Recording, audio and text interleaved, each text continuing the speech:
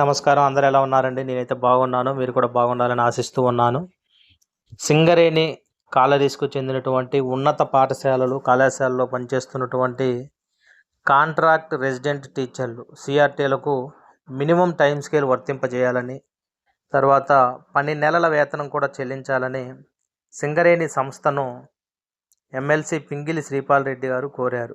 PRTU-TS నేతలతో కలిసి ఆయన గురువారం సింగరేణి CMD బలరాం గారికి వినతిపత్రం అందజేశారు. వీటిపై త్వరలోనే ఉత్తర్వులు జారీ చేస్తామని CND హామీ ఇచ్చారని శ్రీపాల్ రెడ్డి గారు తెలిపారు. వినతిపత్రం సమర్పించిన వారిలో PRTU-TS రాష్ట్ర అధ్యక్షులు గుండు లక్ష్మణ్, ప్రధాన కార్యదర్శి దామోదర్ రెడ్డి గారు, రాష్ట్ర సహాధ్యక్షులు శ్రీనివాసరెడ్డి గారు కూడా ఉండటం జరిగింది. ఈ సింగరేణి కాలరీస్కు చెందినటువంటి పాఠశాలలు, కాలేజీల్లో చదువుతున్న ఎవరైతే బోధిస్తున్నారో వారికి మరి 12 నెలల వేతనం, తర్వాత మినిమం టైం స్కేల్ కూడా వర్తింపు చేయాలని వీరి యొక్క కోరడం అయితే జరిగింది.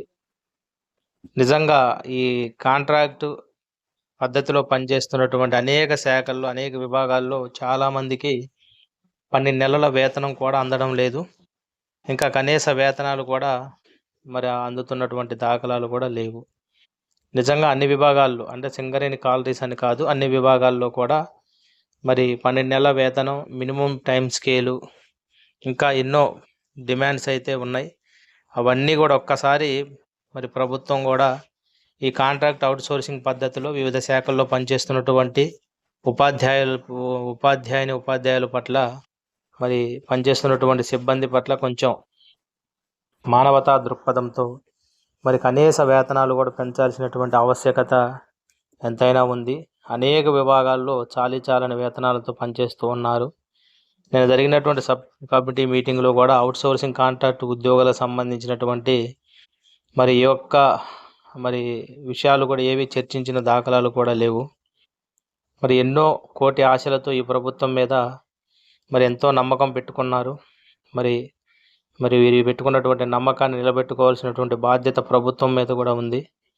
ఈ విషయంలో మరి ప్రభుత్వ పెద్దలు అందరూ కూడా ఆలోచించి కాంట్రాక్ట్ అవుట్సోర్సింగ్ మరి ఉద్యోగుల పట్ల మరి సహేతుకమైనటువంటి నిర్ణయం తీసుకొని అందరికీ న్యాయం జరిగేటట్లు, అందరికి కూడా సమాన వేతనం, ఉద్యోగ భద్రత, కనీస వేతన అమలు, రెగ్యులరైజ్, హెల్త్ కార్డులు తదితర అంశాలన్నీ కూడా పరిశీలించి కార్పొరేషన్ ఏర్పాటు చేసే విధంగా వేగంగా అడుగులు వేసి ఇవన్నీ డిమాండ్స్ అన్నీ కూడా నెరవేర్చడానికి ప్రభుత్వం కృషి చేయాల్సిన అవసరం ఎంతైనా ఉంది.